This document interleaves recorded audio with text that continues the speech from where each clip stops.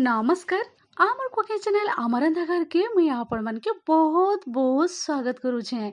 आज मुई आपण मन का लगे नहीं के आसी छे बहुत ही स्वादिया कलमी सागर रेसिपी। आपण माने केबे कलमी साग एई परि भाबरे रांधि छन कि आलू मसला आंबुल देई की जदि आपण माने एई प्रोसेस रे नहीं रांधि ताले वीडियो के आपण माने प्रथम रु शेष तक देखो एंजॉय करू आ निहाती भाबरे एई प्रोसेस रे थरे बने कि गरमा गरम भात संगे आपण माने एंजॉय करि पारबे। आशा करबे आज साग रेसिपी आपण मन के निहाती भाव पसंद हेबा। टिके भी जदि आज रेसिपी पसंद हेले लाइक शेयर कमेंट तो निहाती करबी। तो चालू नेबे डेरी नहीं करे कि आज सुआदिया सागर रेसिपी आरंभ करमा।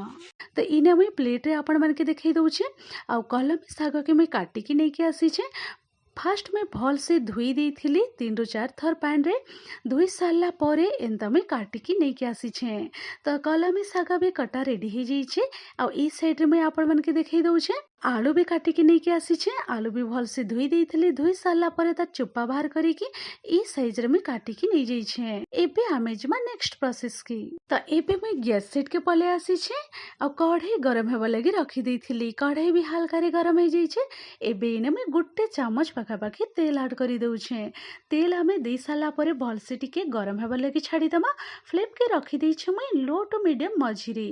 तेल जते बेले गरम हे जिबा एबे मुई इने दे दउछे पंचफुटन दे दउछे अधा चामच रो। पंचफुटन जदि आपण माने यूज करूछन ताहेले पंचफुटन के भल से आपण माने किछि सेकंड फुटबार लगी छाड़ी देबी। तो इने पंचफुटन भी भल से फुटी आसला ना। तो एबे मुई इने गुट्टे मीडियम साइज रो पियाज के एंता स्लाइस रे मुई काटी देइछे आ से पियाज के मुई ऐड करी दउछे। पियाज दे साला परे आमे गुट्टे मिनिट पाखापाखि भाजी देमा। तो गुट्टे मिनिट पाखापाखि पियाज के एंता भाजी देबे आपण माने बिल्कुल भी पोड़ापोड़ी नहीं करबे। एंता टिके ट्रांसपेरेंट हबार तक पियाज के टिके भाजी देबी।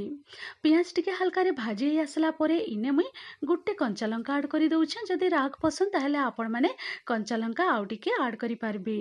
तार संगे ई पॉइंट रे मुई ऐड करी दउछे कटा आलू दे साला परे एबे आमे लो टू मीडियम मझिरे रखिकी फ्लेम के 2 रु 3 मिनिट पाखापाखि आमे भाजी दमा। लो टू मीडियम मझिरे रखिदमा फ्लेम के आ आलू टिके भाजी हेबा लगी आमे छाड़ी दमा। तार भितरे आमे मसला रेडी करी दमा। तो मसला रेडी करबार लगी इने मुई मसला जार नै जाइछे आ मसला जार रे मुई पियाज दे दउछे। मीडियम साइज रे गुटे पियाज नहीं जाइथिली आउ एंता काटिकी मुई दे दउछे। पियाज दे साला परे अदा रसुण कंचा लंका भी मुई दे दउछे। कंचा लंका अदा रसुण दे साला परे गुटे चामच इने दे दउछे सोरिष। गुटे चामच सोरिष दे साला परे आ गुटे चामच इने जीरा दे दउछे। तो एबे मसलाटा भल से बाटी हेबार लगे इने मुई टिके पानी दे दउछे। पानी दे सारला परे मसला जार कभर देकी आमे पूरा फाइन पेस्ट रेडी करिकी नहीं के आसमा। तो इने मुई आपण मन के देखै दउछे मसला भल से मुई बाटी की नहीं के आसी छे आ मसला भी पूरा पूरी रेडी हो जाई छी। तो चालू एबे आमे मसला के साइड करिकी रखी दमा। तो ई साइड रे मुई आपण मन के देखै दउछे 2 रु 3 मिनिट पाखापाखि हो जाई छे। आलू भी भल से भाजी हो जाई छी। तो एबे मुई इने दे दउछे मसला जेन आमे मसला बाटी के रेडी करिथलो बस से मसला इने मुई छोट चामच रे 3 चामच पाखापाखि दे दउछे। तो देखि पारुथिबे आपण माने छोट चामच रे 3 चामच पाखापाखि मुई मसला बटा दे देइछे। से मसला ऐड करि दे साला परे एबे आमे किछि गुंड मसला ऐड करि दमा। हल्दी पाउडर टिके दे दउछे तार संगे रेड चिली पाउडर भी दे दउछे। एतिकी मसला दे साला परे आमे आउ थरे भल से मिसई दमा। मिसई दे साला परे लो टू मीडियम मझिरे रखिके आमे गुट्टे रु 2 मिनिट पाखापाखि टिके एंता कुक हेबार लगी छाड़ी दमा। कभर खोलिकी इने मैं आपण मन के देखै दउछे गुट्टे रु 2 मिनिट पाखापाखि हो जाई छे। मसला संगे आलू भी भल से कुक हो जाई छे आ मसला भी भल से कसी हो जाई छे। तो एबे मुई दे दउछे इने कटा टमाटो। मीडियम साइज रो टमाटो के ई साइज रे मैं काटी देइथिली। टमाटो ऐड करी दे साला परे इने मुई दे दउछे आंबुल। आंबुल के भी भल से धोई देइथिली आ 10 मिनिट पाखापाखि पानी रे मैं भिजेई के रखी देइथिली। आंबुल दे साला परे इने स्वाद अनुसार मुई टिके नून दे दउछे। नून दे साला परे भल से मुई मिसई दउछे। मिसई दे साला परे एबे मुई सब जिनिस भल से कुक हेबार लगी टमाटो भी सॉफ्ट हो जिबा तार लगी इने मुई टिके पानी दे दउछे।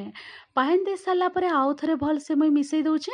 मिसई दे साला परे एबे मुई कभर करिकी कुक हेबार लगी छाड़ी दउछे किछि समय। तो एबे मुई कभर खोलिकिना मुई आपण मानके देखि दउछि आ टमाटो भी भलसे सॉफ्ट हेइ जाइछि। देखिके आपण माने जानि पारुथिबे। तो एबे मुई ई पॉइंट दे दउछे कटा साग। तो सब कलमी साग ऐड करि देइ सारला परे आमे आलू मसला सहित भलसे आमे मिसेइ दमा। मिसेइ दे सारला परे आमे कुक हेबार लागि छाड़ी दमा 5 रु 6 मिनिट पाखापाखि लो टू मीडियम मझिरे। आ मझी मझिरे आपण माने भी टिके मिक्स करि दउथिबे। 5 ରୁ 6 ମିନିଟ୍ ପରେ କଭର ଖୋଲିକିନା ମୁଇଁ ଆପଣମାନଙ୍କୁ ଦେଖେଇ ଦଉଛେ। ତ ଦେଖିପାରୁଥିବେ ଶାଗ ବି ଭଲସେ ସିଝି ଯାଇଛି। ଆଉ ବିଲକୁଲ ବି ଆପଣମାନେ ପାଣି ୟୁଜ୍ ନାଇଁ କରିବେ। କଭର କରିକି ଲୋ ଟୁ ମିଡ଼ିୟମ୍ ମଝିରେ ରଖିକି ଫ୍ଲେମ୍କେ ଆପଣମାନେ କୁକ୍ ହେବା ଲାଗି ଛାଡ଼ିଦେବେ। ତ ଶାଗରୁ ବି ପାଣି ଟିକେ ଟିକେ ବାହାରିକି ଭଲସେ କୁକ୍ ହେଇଯିବା ଆଉ ଖାଇବାର ଲାଗି ବି ବହୁତ ହି ସୁଆଦିଆ ଲାଗବା। ତ କଲମୀ ଶାଗର ସୁଆଦିଆ ରେସିପି ରେଡି ହେଇଯାଇଛି। ଦେଖିପାରୁଥିବେ ଆପଣମାନେ ଆଉ ବହୁତ ହି ସୁଆଦିଆ। ଆପଣମାନେ ବି ଏହି ପ୍ରୋସେସରେ ଥରେ ନିହାତି ଭାବରେ ଟ୍ରାଏ କରିବେ। ତ ଏବେ କଲମୀ ଶାଗ ରେଡି ହେଇଯାଇଛି। ଫ୍ଲେମ୍କେ ମୁଇଁ ଅଫ୍ କରିଦଉଛେ। ତ ଦେଖିପାରିଲେ ନା ବହୁତ ହି ସୁଆଦିଆ ଚଟପଟା କଲମୀ ଶାଗ ରେଡି ହେଇଯାଇଛି। आशा करबी आजिर एई रेसिपी आपण मानके निहाती भाବରେ पसंद ହେଇଥିବା। आजिर एई रेसिपी जदि आपण मानके टिके भी पसंद ହେଇଥିଲେ लाइक शेयर कमेंट तो निहाती करबी। वीडियो के आपण माने प्रथम रु शेष तक देखिथिबारु बहुत बहुत धन्यवाद दउछे। तो आपण माने भी आशा करबी ई प्रोसेस रे थरे कलमी शाग रांधिकी गरमा गरम भात संगे आपण माने सर्व करबी। तो चालू नेबे मुई रहूचे फिर एंता इजी टेस्टी स्वादिया रेसिपी नेकी आपण मानकर संगे फिर थरे मुई भेट पड़मी। Thanks for watching. Bye bye, take care.